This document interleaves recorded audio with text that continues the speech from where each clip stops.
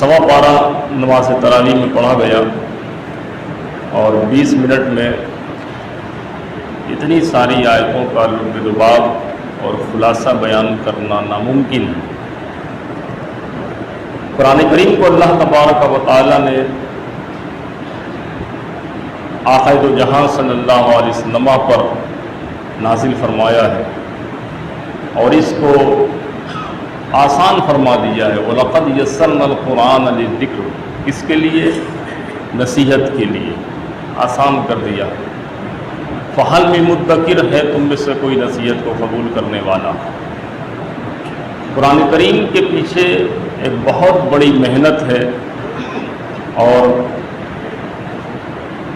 اس کے پیچھے عظیم کارنامے ہیں صحابہ کرام رضوان اللہ تعالیٰ علیہ مجمعین کے، عظیم خدمات ہیں تابعین کی، عظیم خدمات ہیں تبع تابعین کی، اور اللہ تبارک و تعالیٰ کی ان مقرب بندوں کی جن کے ذریعے سے قرآن آج ہمارے پاس صحیح و سلامت اس حالت میں دو دفتیوں کے درمیان آج ہمارے پاس موجود ہے۔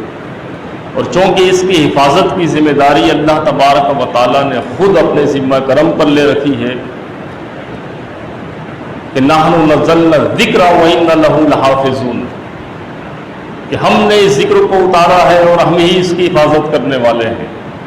لہذا ہر زمانے میں قرآن کریم کے خلاف اٹھنے والے فتنے، صدیق اکبر رضی اللہ تعالیٰ عنہ سے لے کر اب تک جتنے بھی فتنے اٹھے ہیں وہ سب کے سب خود بخود نیست و نابود ہو گئے، اور امت مسلمہ نے ان کا پرزور مقابلہ کیا۔ مسلمہ کذاب سے جو جنگ لڑی گئی تھی جنگ یمامہ میں، اس میں کم و بیش 700 ایسے حفاظ صحابہ کرام، اجلہ صحابہ کرام جن کے سینوں میں قرآن پاک محفوظ تھا، اس وقت قرآن کریم باقاعدہ طور پر دو دفتیوں کے درمیان باقاعدہ کمپائل نہیں ہوا تھا۔ اتنی بڑی تعداد اجلہ صحابہ کرام کی اس فتنے کے خلاف کھڑی ہوئی تھی صدیق اکبر رضی اللہ تعالیٰ عنہ کی رہنمائی، ان کی قیادت، اور اس میں عظیم فتح نصیب ہوئی تھی مسلمانوں کو۔ اور اس کے بعد یہ فکر لاحق ہوئی تھی، اس فکر کو لے کر حضرت عمر فاروق رضی اللہ تعالیٰ عنہ امیر المؤمنین ابو بکر صدیق رضی اللہ تعالیٰ عنہ کی خدمت میں حاضر ہوئے اور عرض کی کہ امیر المؤمنین، یوں ہی اگر قرآن پڑھنے والے، قرآن جن کے سینوں میں محفوظ ہے، حافظ قرآن اس دنیا سے یوں ہی اٹھتے رہے تو کہیں ایسا نہ ہو کہ قرآن بھی ساتھ میں ختم ہو جائے۔ لہذا اس فکر کو مد نظر رکھتے ہوئے پوری ایک کمیٹی تشکیل دی گئی اور ایک کابینہ تشکیل دی گئی، اور اس کی رہنمائی میں مختلف کنڈیشنز کے ساتھ قرآن کریم دو دفتیوں کے درمیان جمع ہوا۔ اس کے بعد حضرت عثمان غنی رضی اللہ تعالیٰ عنہ کے زمانے میں اس کو جو ہے لغت قریش پر جمع کیا گیا، جس لغت میں قرآن آج ہمارے پاس موجود ہے۔ اور اس کے بعد اس کے جو ہے پارے تقسیم ہوئے۔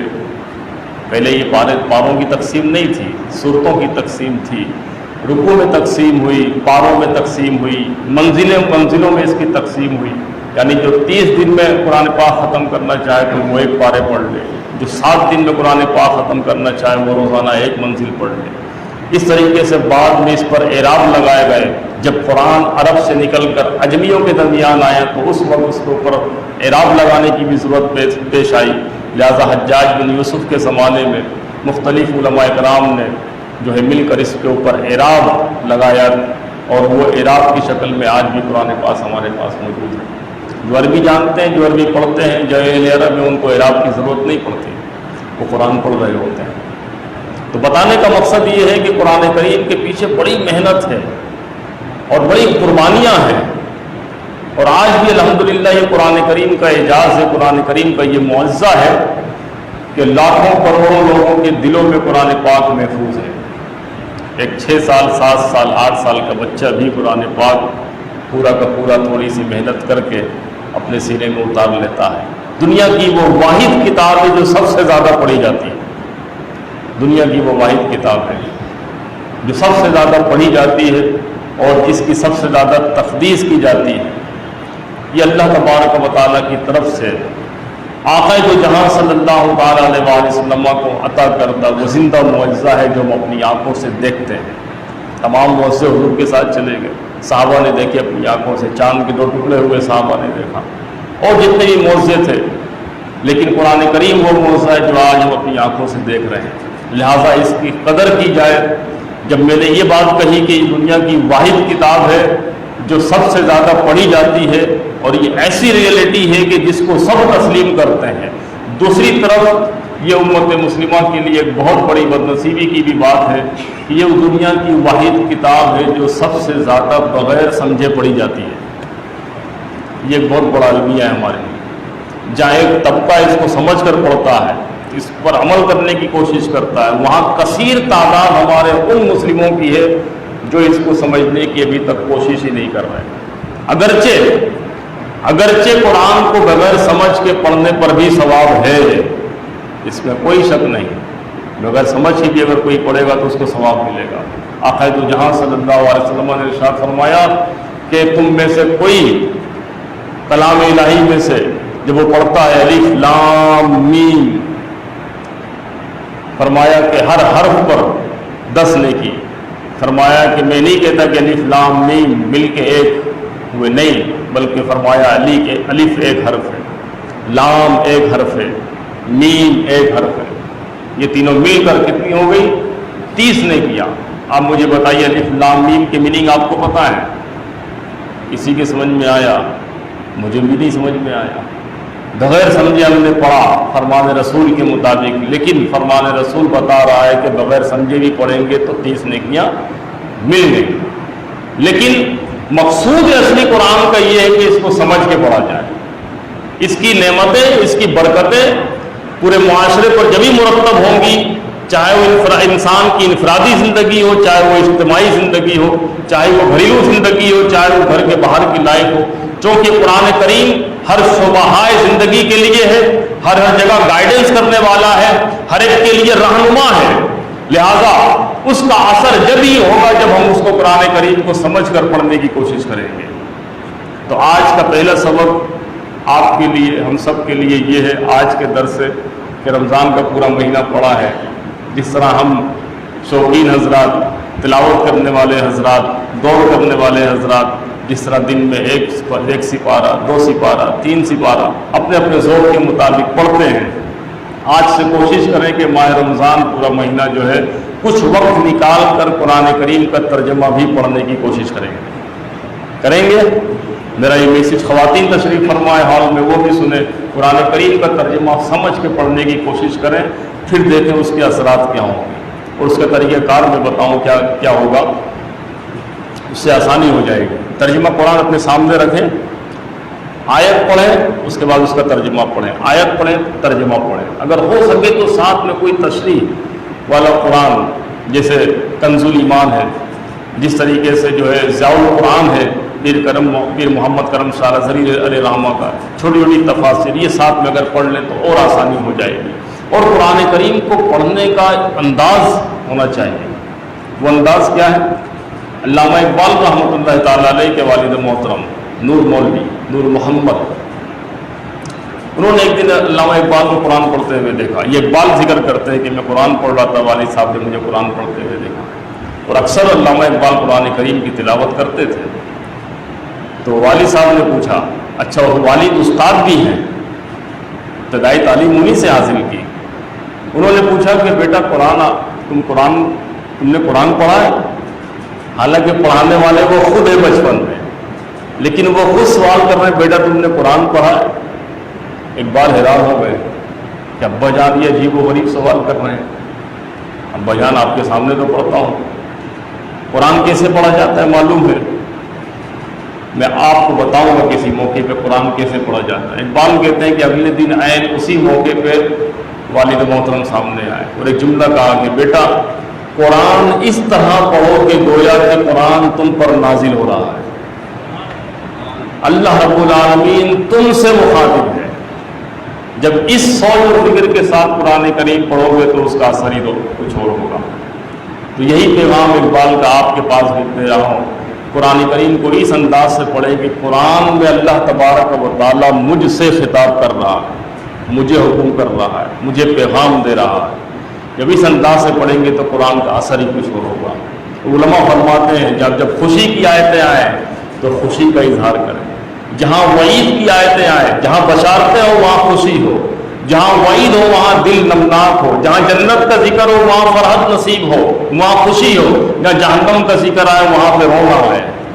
اس انداز سے جب قرآن پڑھیں گے، اور یقین جانیے آپ اس کا تجربہ کر کے دیکھیں، چھوٹی چھوٹی میں نہیں کہ پورا سپارہ پڑھیں، ایک رکوع روزانہ آپ پڑھیں گے تو انشاءاللہ ماہ رمضان میں کافی 30 رکوع آپ کے مکمل ہو جائیں گے. تھوڑا سا اور بڑھا دیں اس کو، 40 رکوع سورہ بقرہ کے ہیں، اگر تھوڑا سا اور بڑھا دیں گے تو 40 رکوع سورہ بقرہ انشاءاللہ ختم ہو جائے گی. تو پڑھیں گے آپ، کوشش کریں تھوڑا سا ٹائم نکال کے اس کو پڑھیں اور سمجھنے کی کوشش کریں.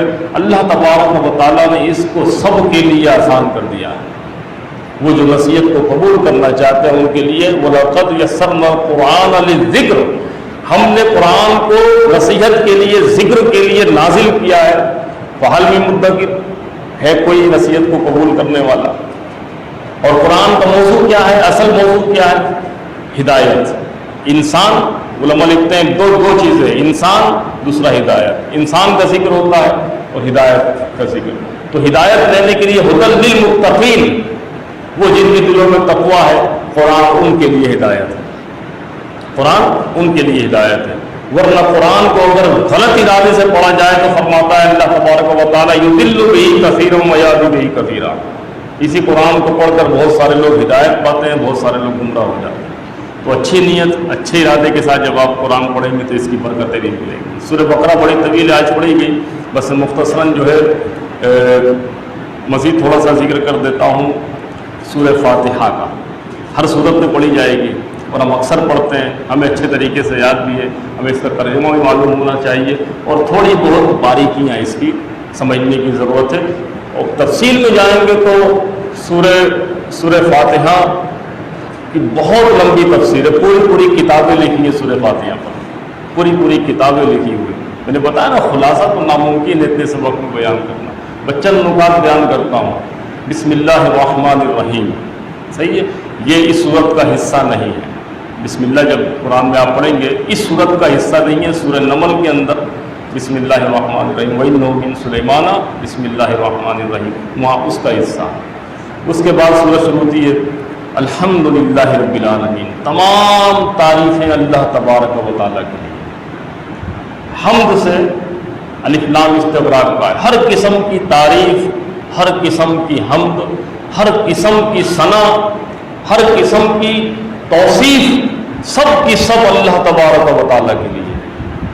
یعنی خالق ہمیں نظر نہیں آتا، اس کی خلاقیت کا مظہر اس کی بنائی ہوئی مخلوقات کے اندر. جس چیز کو دیکھ کر انسان اس کی تعریف کرتا ہے تو رب تعالیٰ کی تعریف ہوتی ہے. قدرت کی ان شاہکار، قدرت کے شاہکار کو دیکھیں جو ہماری نظروں کے سامنے ہے. یہ اونچے اونچے پہاڑ، یہ لہلہاتے باغات، یہ بل کھاتی ہوئی ہوائیں، اور یہ جو ہے موسموں کی تبدیلی، یہ سورج کا نکلنا، سورج کا غروب ہونا، دن کا طلوع ہونا، رات کا نمودار ہو جانا، اور یہ نیلنگو سمندر، اور یہ بے سکون آسمان، یہ ہزاروں لاکھوں ستارے، یہ سب قدرت کے کرشمے ہیں، اللہ تبارک و تعالیٰ کی بنائی ہوئی مخلوقات ہیں. اور ان تمام مخلوقات میں جاندار لاکھوں تعداد میں، لاکھوں اقسام کے، لاکھوں انواع ہیں اس کی. سمندر کے اندر موجود الگ، خشکی کے اندر موجود الگ. ان تمام مخلوقات میں سب سے اشرف مخلوق، اشرف المخلوقات انسان اپنی ذات میں غور کرے. اس کی دی ہوئی آنکھیں، یہ ہاتھ، اس کا پورا جسم کے اندر اس کا سسٹم، اس کا نیری سسٹم، اس کا ڈائجسٹو سسٹم، اس کی ایک چیز، ایک انگ اللہ تبارک و تعالیٰ کی وحدانیت اس کے وجود پر دلالت کر رہی ہے. ہر چیز جب آپ غور سے تصور کریں گے، اس کی تعریف کریں گے تو پھر قرآن کہتا ہے ما خلقت ھذا باطلا، تو نے اس کو بیکار پیدا نہیں کیا. جب قدرت کے ان شاہکار کو دیکھیں تو اللہ یاد آتا ہے، اور جب اللہ یاد آئے تو یہ کہے ما خلقت ھذا باطلا، علماء لکھتے ہیں جو کوئی یہ پڑھے ایسے موقع پہ، اے اللہ تو نے کسی چیز کو بیکار پیدا نہیں کیا، فقنا عذاب النار، پس تو مجھے عذاب نار سے جو ہے بچا، تو اللہ تک وہ جہنم کی عذاب سے محفوظ رہے گا۔ تو یہ تمام تعریفیں اللہ تبارک و تعالیٰ کی ہیں، الحمدللہ رب العالمین، جو تمام جہانوں کا رب ہے۔ یہ ایک جہان ہے جو ہماری آنکھوں کے سامنے ہے، کتنے جہان ہیں، کتنے عالم ہیں، کسی کو کچھ نہیں معلوم۔ اس کائنات کی وسعت کا کوئی آج تک اندازہ نہیں کر سکا۔ اس زمین کی تعداد ہمیں پتہ ہے کہ 7 ہے، آسمان بھی 7 ہے، اس کے اندر مخلوقات کتنی بسی ہیں، کتنے جہان بسے ہیں، کتنے عالم بسے ہیں، ہم اس کی تعداد کا اندازہ نہیں کر سکتے۔ اللہ رب العالمین تمام جہانوں کا رب ہے، اور رب کس کو کہتے ہیں؟ رب اسے کہتے ہیں کہ جو مخلوق کو نہ صرف پیدا کرتا ہے بلکہ اس کو جو ہے تبلیغ الشیء الی کمالہ باستعداد الاصلی شیئا فشیئا، اس کو پایہ تکمیل تک پہنچاتا ہے۔ وہ ہوتا ہے نا، پانی آپ گرا دیں، پانی آپ نے گرا دیا، اب وہ بہے گا، بہنے کا اس کو راستہ نہ ملے، انگلی بس اشارہ کرنے وہ راستہ خود بخود بنا لے گا۔ ایک تو ہوتا ہے نا، بچہ پیدا ہوتا ہے اس دنیا میں، آپ اس کو تھوڑا سکھاتے ہیں اور اس کے بعد اس کو انگلی پکڑا کے چلانا سکھا دیتے، پھر وہ خود بخود بڑھتا چلا جاتا ہے۔ اللہ تبارک و تعالیٰ کی اس کائنات کے اندر اس کی بنائی ہوئی ہر تخلیق مکمل ہے، ہر تخلیق مکمل ہے۔ اگر کوئی نقص بھی کسی کو دکھائی دیتا ہے نا، تو وہ نقص اس کی کاملیت پر دلیل ہے۔ یہ جملہ میں تھوڑا سا مشکل بول رہا ہوں، ہمیں دکھائی دینے والا کوئی نقص اس کی کاملیت پر دلیل ہے، لیکن اللہ تبارک و تعالیٰ رب ہے، سب کو پالنے والا ہے، سب کو رزق دینے والا ہے۔ وہ زمین کی 7 تہوں کے اندر موجود مخلوق کو بھی رزق دیتا ہے، وہ سمندر کے اندر موجود ہزاروں لاکھوں ٹن غذا کھانے والی ویل مچھلی کو بھی رزق فراہم کرتا ہے، معمولی سے کیڑے کو بھی، آنکھوں سے نہ نظر آنے والے جو ہے کیڑوں کو بھی، بیکٹیریاز کو بھی رزق فراہم کر رہا ہے۔ وہ جو ہے سمندر میں موجود ہزاروں لاکھوں مخلوقات کو رزق فراہم کر رہا ہے۔ یہ ہے رب، جو بغیر کسی اس کے کہ اس کی اطاعت کی جائے یا نہ کی جائے وہ سب کو پال رہا ہے، سب کو پال رہا ہے، نافرمان ہو یا فرمانبردار، سب کو رزق فراہم کر رہا ہے، تمام جہانوں کا رب ہے۔ الحمدللہ رب العالمین۔ الرحمن الرحیم، ذکر ہوا الرحمن الرحیم، وہ بہت رحیم ہے، بہت رحمان ہے۔ دونوں صفت رحیمیت کی یہ مبالغے کی ہے، یعنی اس کے رحم کی انتہا نہیں ہے۔ ایک تو ہوتا ہے نا انسان رحیم ہے کہ نہیں، انسان کی اپنی استعداد کے مطابق اس کے اندر اللہ نے رحم کی صفت رکھی، اس لیے تو انسان کہا جاتا ہے۔ انسان انس سے بنا ہے، جس کے دل میں انسیت ہو اس کے دل میں انسانیت موجود ہے، اس کے اندر رحم کا مادہ موجود ہے۔ مثال کے طور پہ اگر آپ کسی کو دیکھتے ہیں، ایک حادثہ اپنی آنکھوں کے سامنے ہوا، ساری فیملی مر گئی، ایک بچہ اس میں بچا اس حادثے میں، آپ نے اس کو گود لے لیا، کیوں؟ اس پر رحم آیا کہ میں اسے پالوں گا، آپ اسے گھر لے کر آ گئے، اس موقع پر آپ کی بیوی بھی آپ کے ساتھ ہو گئی، آپ کے بچے بھی آپ کے ساتھ ہو گئے کہ آپ اسے پالیں گے، لیکن جب کوئی مشکل موقع آیا تو دل میں تبدیلی پیدا ہونا شروع ہو جاتی ہے، بچہ جو بڑا ہوتا ہے، دوسری اولاد سوچے گی کہ یہ وراثت میں کہیں ہمارا حصہ دار نہ بن جائے، ماں سوچ رہے، آپ بیوی سوچ رہے ہو کہیں جو ہے اس بچے کو میرے بچوں پر ترجیح نہ دے دی جائے، آپ خود کسی پریشانی میں آ گئے، آپ سوچیں کہ کبھی کوئی نہ کوئی ایسا وقت آئے گا کہ میں شاید اس کو گود نہ لیتا تو یہ نہ ہوتا، وہ رحم کا مادہ کم ہونا شروع ہو جاتا ہے۔ اللہ تبارک و تعالیٰ کے یہاں یہ چیز نہیں ہے، اللہ تبارک و تعالیٰ رحیم ہے، تسلسل کے ساتھ رحم کرنے والا ہے۔ اللہ کی صفت طہاریت بھی ہے، جباریت بھی ہے، اللہ تبارک و تعالیٰ عادل بھی ہے، تمام صفات کے رحم کی صفت، اس کا رحیم ہونا، اس کا رحمان ہونا، اس کی تمام صفات پہ غالب ہے۔ یہی تو وجہ ہے کہ بڑے بڑے نافرمانوں کے لیے بھی توبہ کا دروازہ وہ کھلا رکھتا ہے۔ التائب من الذنب کمن لا ذنب لہ، 99 قتل کرنے والا بنی اسرائیل کا وہ شخص جب اللہ کی طرف رجوع کرتا ہے تو حضور فرماتے ہیں اللہ نے اس کی بھی بخشش فرما دی۔ التائب من الذنب کمن لا ذنب لہ، الرحمن الرحیم، مالک یوم الدین، یوم جزا کا مالک ہے۔ ایاک نعبد و ایاک نستعین، اے اللہ ہم تیری ہی عبادت کرتے ہیں، تجھ سے ہی مدد طلب کرتے ہیں۔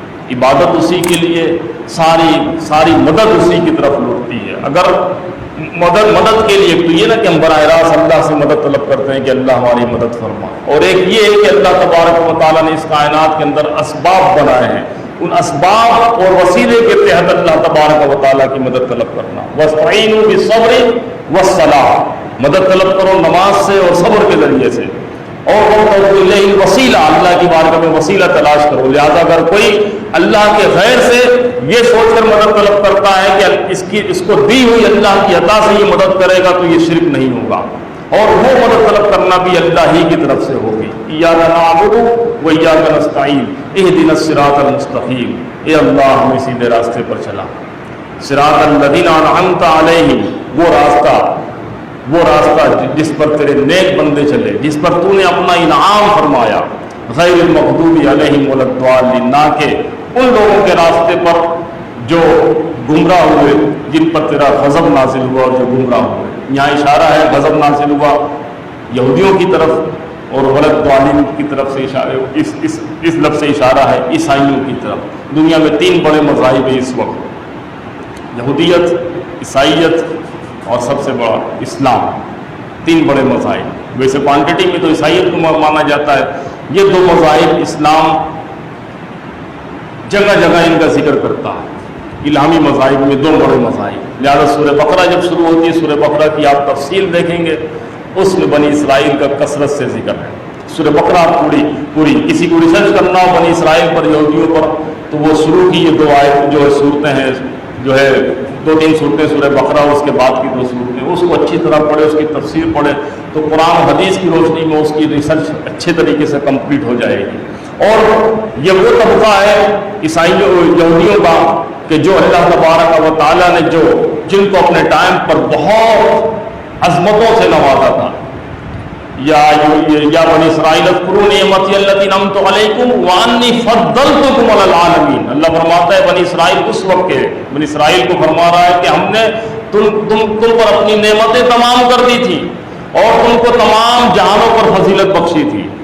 उस वक्त के तमाम लोगों पर, बनी इसराइल ऐसी कौम थी, लेकिन उन्होंने क्या किया, अंबिया अलैहिस्सलाम का कत्ल किया, अंबिया की मुसलसल नाफरमानियाँ करते रहे, उन पर अजाब आते थे, वो तौबा करते थे, फिर जो है उसी रास्ते पर चल पड़ते, नाफरमानी के रास्ते पर चल पड़ते थे। मुसलसल नाफरमानियों के सबब वक़त्ल अंबिया, अंबिया अलैहिस्सलाम के कत्ल करने के सबब फिर दुरिबत अलैहिम ज़िल्ला, उन पर ज़िल्लत और रुसवाई मुसल्लत कर दी गई, और फिर वो सरताजी, वो ताज, वो उम्मत मुस्लिमा को अता कर दिया गया।